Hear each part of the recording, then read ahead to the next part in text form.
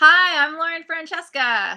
I'm Brad Grunberg, and this is How How to Start. we have Brad's friend up. Brad, introduce the doctor. One of the truly one of the good guys in life, and he helped so many people for 10 years. He's been a doctor at emergency room at Providence Hospital, and he's a good buddy of mine, Dr. Michael Daniel. How you doing, Doctor? Good to see you guys again. Finally. Yes, sir. How you been? I'm well, man. Just rambling on. Good. I think we should start. I want to congratulate you, Mazel Tov, on your new gig for USA Today. You write an article every week. Is that true for the paper online? And, yeah. I mean, it's honestly, it still hasn't sunken in.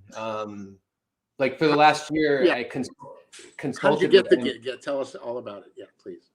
Yeah, I was consulting with them on different like health and medical stories over the last year. Just different wellness trends, health trends, like COVID, obviously, and then it just got me thinking because they did an article about that TikTok phenomenon about people going to the gym and taking a Rice Krispies right before a Rice Krispies treat, thinking that it gave them an extra pump. I don't know if you heard about this. No. But it had like 200,000 views on TikTok, and everybody was swearing by this thing. It was like pound TikTok. I mean, take a Rice Krispies treat and then go work out. And I was like, all right, we need to debunk this. And so they wrote the story, and then I just had a couple quotes in there. Basically, it was like a total placebo effect. I mean, it's just a simple sugar high, really. So, I mean, it's just amazing how quickly things gain traction and people believe in them. And then you actually see and believe in the effect that these things have that are a little more than a placebo effect. That's something we always like to talk about in medicine and science. Like when you have a new study or a new drug, you always want to compare it to a placebo arm. So basically you give half the group the new drug and you give the other half a placebo, a sugar pill, but they don't know what they got, right? It's double blinded. So both groups don't know if they got either the actual medicine or the sugar pill. And then you measure the outcomes. Like that's the only way to really prove that things work. And so anyway, we did that. And then I proposed to them. I was like, I see a lot of crazy stuff in the ER, things people do. And I was like, we should talk about some of them in an article. And I was like, what do you think about me writing a column debunking some of these? And so, they just go for it. And the first one I wrote was on people put garlic in their ear to treat. I've seen it so many times. It's just mind blowing. It's to treat ear infections and to treat earaches. And I really wanted to find out the history behind that. And so I wrote the article kind of from like an ER perspective, but also a medical history perspective. Like, what do we know about garlic? How long has it been used? And then basically, does it actually work? And should you do this?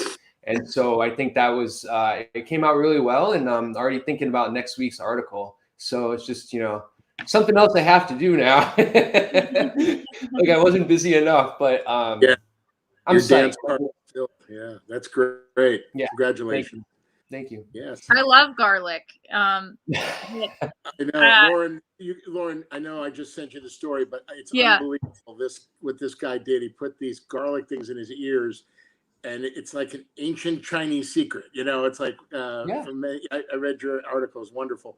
It's crazy. I mean, what do you tell these people in the ER when they do these things? Do you tell them you're a little nuts, or what do you do, Doc? Oh, definitely can't say that they're nuts. Do you have like a psychologist that you like refer them to, or? Well, not for that. I mean, it's you kind of, well, the fun thing now, with wearing masks is that I have obviously a very readable face, and I hate that. Like I'm not a good liar. It's very obvious how I think. Even before we had to wear masks all the time, and patients would read my face and they'd be like, thinking I was offended or upset or whatever. And so now I can kind of hide behind the mask a little bit when I have a strong reaction. But I mean, you have to respect, like what I wrote in the article is that a lot of this stuff is historical. I mean, like Brad said, it was ancient Chinese medicine. The Egyptians used it. The Indians used it. I mean, it's been around for thousands upon thousands of years as a known remedy for pretty much everything. And so there is some truth to that. And it does have some antimicrobial activity that's been studied for, the last 50 years. And I mean, this is before germ theory, which is basically that bacteria, viruses, funguses cause infection. That's germ theory. So 2000 years ago, we didn't even know that was a thing. And, ancient civilizations were using garlic all the time as the cure-all remedy. And so it's not a surprise that it's kind of passed down from generation to generation across cultures. So I just, you got to respect what people do. But I mean, for me, it's, you should never put anything in your ear. The eardrum's very narrow, and the tympanic membrane, which is the part that separates the outer part of your ear from your inner ear. I mean, people perforate that all the time using Q-tips. And so I always tell people, please do not ever use Q-tips to clean your ears, because I've seen too many injuries where people basically poke a hole in that tympanic membrane. Wow. And you should never. Let me just reset this room because people are joining. We're here with Brad's very good friend, a emergency room doctor, and also a writer for USA Today and other publications. And he is telling us about an article he wrote where a patient tried to use an alternative remedy, and we're talking about that. Sorry, so continue. Yeah, no problem. And so, I always tell people not to use Q-tips to clean their ears. What do you use? Because our ears itch. How do you get in there? What do you put a pen in there? What do I do? My finger? I don't know. What do I do, Doc? What do you do?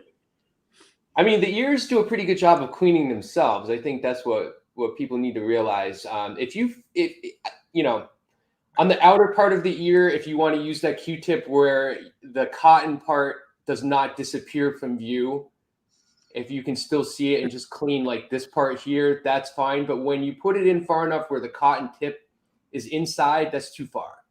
And so what I tell people, if they're really worried, just to get some Debrox over-the-counter ear drops. And you put a couple drops in each ear, and you lay on that side for like 20-30 minutes, and then it drains out the wax. But just leave it alone. But I know, like, aesthetically, people like to make sure their ears are clean. But if you just get that outer part, that's fine. And what happens if you're using a Q-tip a lot over time, you think you're cleaning it, but you're actually packing that wax in harder and further inside. And then you have basically a big like clot there that has to be removed in the ER. So what about those candles that people use? Have you seen those TikTok compilations where they put candles in their ear and the wax drops out? Does that work? Well, it sounds like my next article right there. I have not heard about that, and I'm definitely going to look that up, but that just, I don't know. Keep the theme going, Doc. Keep the theme going. I mean, you're talking about putting, like, wait, can you explain a little bit more about what they're doing? I'm curious. You melt the candle, it's like hot wax, and it's supposed to like take out all the other wax in your ear. There's some like really like interesting. I love all those weird videos of people popping things, and it's just, I don't know, those weird areas of the internet that you watch. So like the Dr. Pimple Popper stuff? Yes. Oh my goodness. I saw one the other day where she was looking at a video that a big splinter came out of. It was crazy. I'm like, how did that happen? But you must see stuff like that all the time at the ER. Do you ever want to just like film it? Yeah, I wish. We just can't. But I have to say, popping, or we don't pop stuff in the ER, but draining an abscess, which is like, look at it like a very large pimple, using incision and drainage, which is a technique we use, which is with a scalpel, is still the most satisfying procedure. I mean, people feel better immediately. You get this massive amount of pus come out of this abscess. I mean, it's so satisfying. I mean, it's totally gross, but just to be able to, I mean, that's why one of the reasons I went into the ER was as a specialty, because of these procedures to actually work with your hands. I mean, a lot of other medical specialties, surgeons can do it, orthopedic surgeons can do it, but aside from that, we're the only other ones. And so, it's a good balance of like the medicine and the practice of medicine, but also the procedures that really make a difference for people. So I love that. I love that aspect of the job. Dr. Deal, I got a question for you. I'd like to address, everybody is so stressed out in the last couple of years. You helped me with my stress, taking the cold shower at the end. And I go, wow, I've been doing it ever since you told me to do it. Really? How's that going? Every time, buddy. And I think, oh man, this is awesome. And I get to stay longer every time. You know what I'm trying to do? It like maybe a half a second longer. But it's really refreshing. Why did you tell me to do that? What does that do for you? Well, I'm glad that you're doing it. Are you doing it in the morning, like the end of your shower? I'll take a shower, and then at the end, like you said, I'll go right to the cold water, and I'll stay right there, right on my face and my head. And at the beginning it was really tough, but now it's getting easier, and I'm doing it a little longer every time, and I feel great when I get out of the shower. It's refreshing. It's like gets your blood pumping. It really does help. I feel a lot better. I didn't know about this, Brad. Maybe you can explain. I know. I forgot to tell you. I know. I have some secret.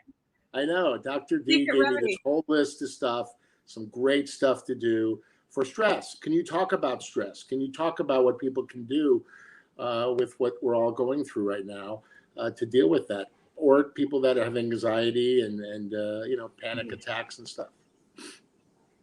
Yeah. I mean, certainly, like you said, in the last couple of years, it's been rough. And I think, personally, in the last few weeks, I've just felt like I was finally coming off being on high alert for 19 months. I mean, and it's when you're in that perpetual state of fight or flight for that long, I think it has a toll on everybody. And like, I honestly, I'm gonna be honest with you, like I struggle with it, like trying to figure out how to, I hate to use the words rejoin society because it's not that extreme, but just to be more comfortable with doing things again. Like it's still very difficult. And, I think it's a lot easier for some people, harder for other people. And, like you said, anxiety is a big thing for everybody. And it's only been recently that I think we've noticed, I was just talking to our social worker in the ER last night during the shift, that we're definitely seeing less people come to the ER now for psychiatric emergencies. It's finally come down a little bit. And I think that's because people are going back to work. Kids are going back to school. They're having that external stimuli again. Like they're being around people like safely and realizing that it can be done and that there's a way to live with this safely. And I think having those outlets for people is so important, and it's done more for them than any kind of, medication or whatever. And so kind of indirectly seeing society kind of turning the corner at least. But I mean, you and I, Brad, we both have issues with anxiety sometimes. And I think it's always worse. You too.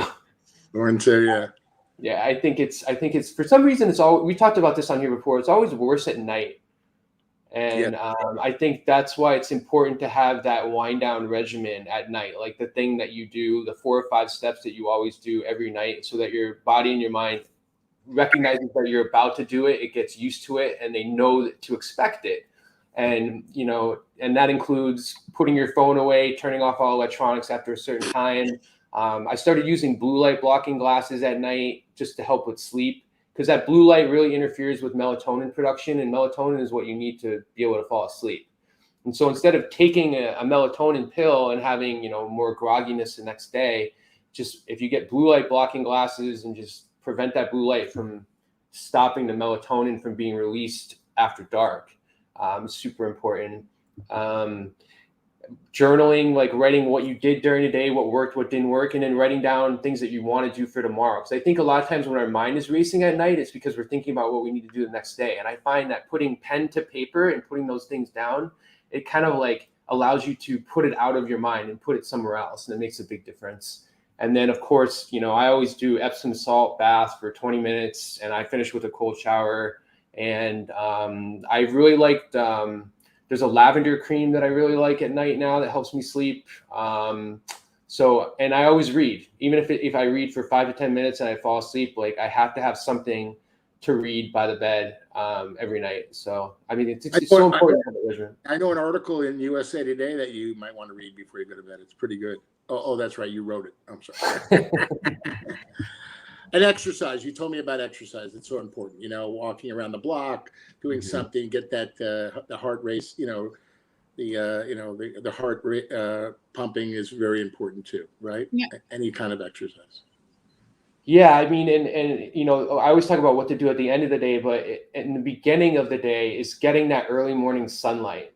Super important, and that's, you know, preferably before 10, but before noon the latest, because that's when you start getting those harmful UVA, UVB rays. But if you can do it early morning, and you go out, and I always tell people, you know, you don't have to put on a ton of sunblock when you go out in the morning at 7, 8 o'clock, 9 o'clock in the morning, because you're going to block that important vitamin D that your body needs to function.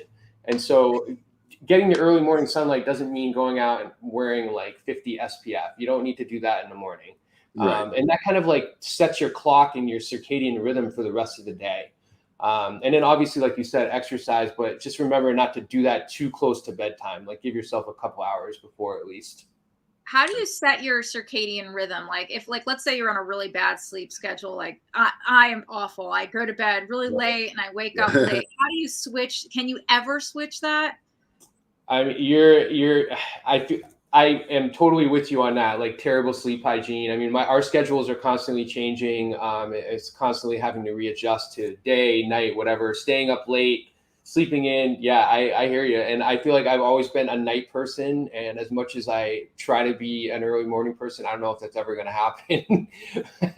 But if to reset that is difficult. I mean, you'd probably have to basically force yourself to get up for a few days, and you'll probably have to take melatonin as a supplement at night just to get yourself to sleep and help your body reset. So speaking of medical myths, I mean, there was some people say, well, I don't want to take melatonin supplement because then the body decides that it doesn't need to make melatonin naturally anymore. And I looked that up, and it's actually not true. So the only thing with melatonin is just makes you a little bit more groggy in the morning. Yes. But if you start really slow, like if you start at 1 milligram, 2 milligrams a night, if you're trying to reset your clock, and then just force yourself to get up, get outside, be in the sun for 10 minutes, and you do that every day for a week, it'll probably really help.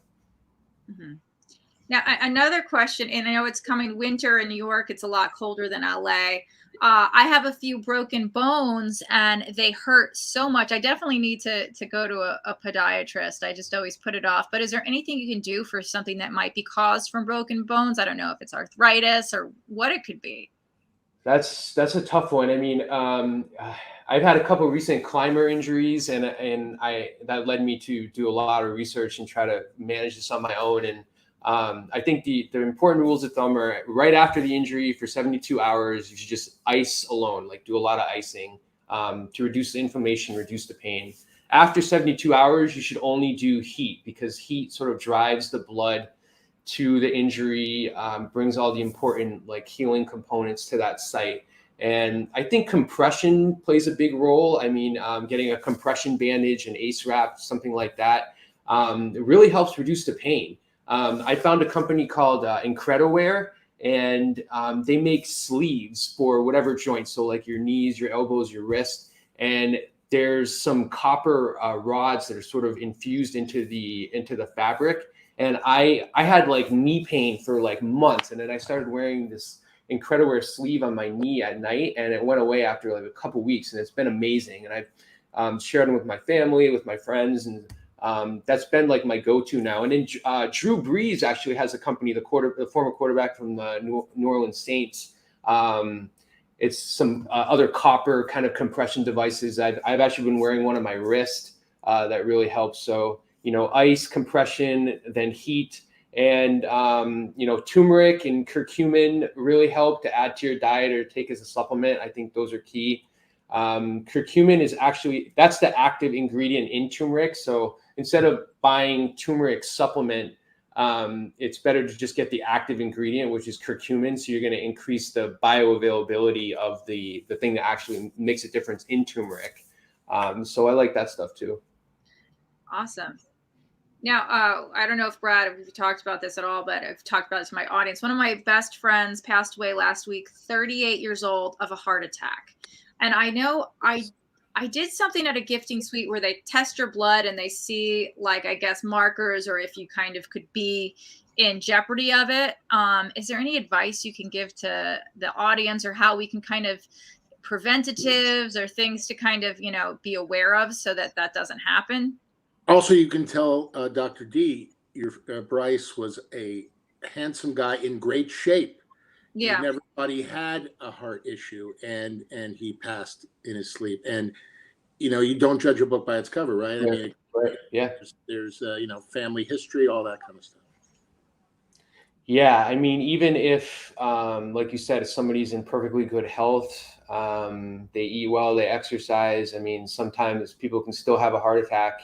They can still have a stroke, and that could be from a genetic factor. They might not even know that they have family history, but they may have a genetic factor that codes for a protein in the lining of their coronary artery vessels, which is just more susceptible to have a rupture or make plaque, and cause a vasospasm, so a spasm of that coronary artery, and have that heart attack. It's very possible. I mean, I can't tell you the amount of times that I've had patients in the ER where that happens, and they're like, how did this happen? I'm super healthy. I eat well. I exercise. Like, I thought I'd be the last person in the world to have a heart attack. So there's certainly a lot we don't know, or that, patients might not be aware of. And it's hard to risk stratify. I think, it would be great to have a blood test that would sort of predict our risk for coronary artery disease. But I mean, again, like, the younger people, the younger, healthier people, that having to them is still the rarity. And so I think for most people, it's coronary artery disease. It's a history of high blood pressure, high cholesterol, diabetes, being overweight, family history. Certainly, if you've had younger male relatives, like, have heart attacks at a young age. I mean, I'm not talking about your Uncle Leo who had a heart attack when he was 90. That doesn't count. But if you have a cousin or a relative who's a male in their 30s or 40s that had a heart attack, for me, that's a positive family history. That's like somebody that I would be a little bit more concerned about in the ER. So, I mean, you can only do so much. And I think Americans, for some reason, when lately it's become more of an issue, like, we look at risk very differently than the rest of the world. Like, when we choose to do something, an intervention, a vaccine, we want it to be zero risk. And there's no such thing. And the rest of the country, like Europe, they don't look at risk the same way we do. I mean, they kind of weigh the risk benefits, and they're like, all right, like, it's not perfect, but the benefit outweighs the risk. Like, I understand there's risk me walking out my front door, getting in my car. And so, I think we have to sort of also think about changing our mentality about how we think about risk in general. Definitely. Just going to tell everybody again who's joined. I'm also streaming this on Facebook's live audio program. I have tagged Brad and the doctor, but if you guys want to come and join us live in Facebook or YouTube or Twitch, you can come and ask any questions for him. I know he's doing a live on his Instagram after this, so I don't know how much time he has, but make sure you follow him on Instagram. Michael, what's your Instagram exactly? So dr.daignault. Nice. Our program's all about full disclosure, and I'm a transparent guy. I want to tell you how I met Dr. D. See, I believe in life. I'm a Jewish guy, but I'm a very spiritual guy, and I believe that things happen in life. There are no coincidences. So I woke up one morning. I was very stressed out. I never had a stress problem. Always handled stress well. And I got up on a Sunday, and my heart was pounding, and I thought I was having a heart attack. And my Jewish mother, let's go to the ER. So she takes me to the ER, and there he is, Dr. D, and my Jewish mother. Oy vey. But I really thought I wasn't. I had a panic attack, and it was like feeling like I had a heart attack, and it was so scary. But Dr. D really, brought me back, and he, explained everything to me, and I've been dealing with that since then. I think that was a couple of years ago. But see, I mean, you were working. I got it on a Sunday. See how it works, and here we are today. So yeah. I just want to thank you publicly for that, and taking steps to help my panic, my anxiety and stuff like that. And You're really good at what you do, Dr. D. Thank you, man. Yeah. Thank you. It was definitely fate that we met that day. I totally believe it. You're like, who is this character? I'm cracking jokes. My mom's nervous. She's asking 100 questions. It was hilarious. We should have filmed that. I know. You had the ER in an uproar. Yeah, I was rolling. Yes, I did. That's what I did. Yeah, I have to say that ER's the culture there can be a little bit uptight. I'm not going to have any of this. Yeah, you brought a certain levity to everybody that day. So you helped so much. I was so nervous. I was like, oh no. But when you came back and said, oh, the test, everything checked out. This is what you're having, and I'm like, oh man, I'm a hot mess express. But things are better now. So absolutely. Yeah. Yep. Yeah, that's good. Now, so Dr. D, so for people like me and Brad, I don't know, Brad, if you have any heart problems in your family, but I know my dad has had multiple heart surgeries. What are some things like, is coffee really bad, or is there anything that you say that, we should try to avoid, or diet, exercise? What should we do? So I think, exercise might be a good segue here. I was looking, well, this could be a potential USA Today article. And so, we have a lot of patients come in all the time and they say, is cardio the only way that I can lose weight? And I think, if we all agree that by lose weight, most people think burn fat, right? And so a lot of people just don't want to do cardio. Like they just, it's just not enjoyable for them. It's difficult. It's hard to tell somebody who doesn't usually exercise, oh, just go start running, start biking. I mean, that's not going to happen. And so there's been some great research that's come out in September of this year. It's a meta-analysis, meaning that it looked at all these individual smaller independent studies that all had the same endpoint, which was to figure out, are there alternatives to cardio? And so looking at strength training. So strength training could include weightlifting, and let's use weightlifting as an example. So people that only weightlifted, they were able to reduce their fat the same amount as people who only did cardio. So that was like totally mind blowing. Like we always thought that there was something to weightlifting aside from just building muscle. And so now we know that it actually burns fat too. And the reason is when you have more lean muscle is more metabolically active, right? And so when you do cardio you go for a run for 20 minutes and you're burning calories and you're burning fat during that 20 minutes. And then when you stop running, the calorie burning stops. But with weightlifting or strength training and things like that, the fat burning can go for up to 24 hours after. I thought that was like totally amazing. I mean, It gives so much more options for people that just don't want to do cardio. And that if you wanted to just lift weights and do some strength training, you can also burn fat that way. And I think people tended to avoid that because they would say, well, I started lifting weights and I step on the scale and the number hasn't budged. But the reason for that is you're still burning fat, but you're building muscle. And so I think that's when you need to take into account that there might be other things going on. I'm trying to remember the name of the actual test that's better than just stepping on a scale. Body mass index? No. Sorry, my brain is not going yet. What is it called? The fat content, fat percentage? Yeah, I feel like that's something. There's a sexier term than that. But anyway, point is, you're going to see the benefits on the scale, but they are actually happening. Like you're putting on more lean muscle mass, and then the more lean muscle mass you have, the more fat burning you're doing. And so you're losing that adipose fatty tissue, you're building muscle. The weight on the scale might be the same, but you're actually making a huge difference. And so I've been telling my patients that in the ER, because a lot of people come to the ER, they don't have a primary care doctor, they haven't been able to see their doctor in the last couple of years, and they want health advice. And you're the only doctor that's been standing in front of them for however many years. And so, we get asked that all the time, like, what's the best diet? What's the best exercise? And so when we're discharging otherwise healthy patients, it's nice to be able to give them an alternative and say, hey, if you don't want to do cardio, you can also do some strength training and it'll be just as effective. What about yoga or like Pilates? Yeah, absolutely.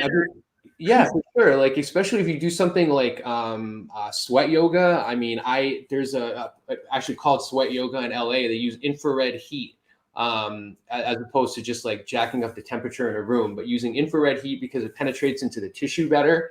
I've done that a couple of times, and the amount of water loss in that session was insane, and you feel great afterwards. And then you do a cold shower at the gym. It's perfect. And I think anything with yoga and Pilates, you strengthen your core. I think that's the key to everything. I mean, your core muscles that's what's holding the whole body together. And I think that, definitely contributes to just your overall cardiovascular health. Dr. D, has anybody ever told you that you should have your own show, buddy? You probably like every week. You're good, buddy. You should have your own. We're working on that. But I wanted to do this, Bryce, I wanted to honor his memory. What do people do as far as the age to go and get their heart checked? I have friends that, oh, come on, I don't need a vaccine, or I don't need a flu shot. I'm healthy. But we don't know things that we don't know, meaning people should go to the doctors. People should find, get a yearly physical, right? Go to the heart doctor, have a stress test. That's what so they are preventative from, God forbid, getting sick or having a catastrophic event. That's important, right? For people. Yeah, absolutely. And I think one of the things that we lost track of in the last couple of years, when primary care doctors' offices and specialty offices were closed and they just sent everybody to the ER, is that a lot of people were lost as far as when they needed to get certain things done, right? So previously, men were always recommended to have a colonoscopy at 50, I believe. And then that age dropped to 45. And a lot of people didn't know about that. And I think when Chadwick Boseman died of colorectal cancer, I mean, tragically, that really brought a lot of attention back to that. That screening needs to happen. And so to have a primary care doctor, they keep track of those yearly checks that you need to do when you hit a certain age. And that's super important. As you said, that preventative health stuff. I mean, it's worth its weight in gold. And so I think if you have a primary care doctor, even if you don't see them every year, at least you have somebody that's going to keep track of these metrics for you and say, okay, hey, you're 45. I haven't seen you in 2 years, but we need to schedule that colonoscopy. And so you're absolutely right. Very important. Yeah. I have somebody very close to me who is supposed to get a colonoscopy, and I've had 4 because I have somebody in the family. I had it at 40, and right. You've got to do this, man. Oh yeah, I'm doing it. I go, you're lying to me. I'm leaning on him because he has to do it. He's almost 50. I mean, come on, man. He has kids and the whole bit. So yes, please. I hope our audience hears the doctor and goes for their yearly checkups. Yeah. This has been amazing. Doc, we love having you on, and you're a staple on our show. We want to thank you. We want to definitely congratulate you on the USA thing and all the other stuff you're doing. And we're going to have you back, right, Lauren? Lauren always asks. Sure. Yeah, I always love because I could just pick your brain for hours. Just have you on and ask you. Whenever I get sick, I just Google, and I'm one of those people who just Googles things, and then I'm so it's always nice to have a doctor come on and make me feel calm. I don't know how you do it, but you do. Yeah, Lauren's the brain of our show. She got a 3.9 grade point average, right, Lauren, in college? I didn't do that well. I kind of was Jeff Spicoli from Fast Times. I squeaked by, just barely. But I just want to thank you again, Doctor. I know you have to go, but we will have you back. And again, as we always do, by the way, I'm Brad Brunberg. I'm Lauren Francesca. And this is How to Start. We'll see you next time. Thanks again. Follow the doctor, guys. Follow him on follow Instagram. The doctor. All right, good to see you guys. Right. DAIGNAULT. Follow him. He posts amazing content, and he's super interesting. All right, thanks, guys. And a nice guy. Gonna get his own show. Thank you, guys. His own show. You watch.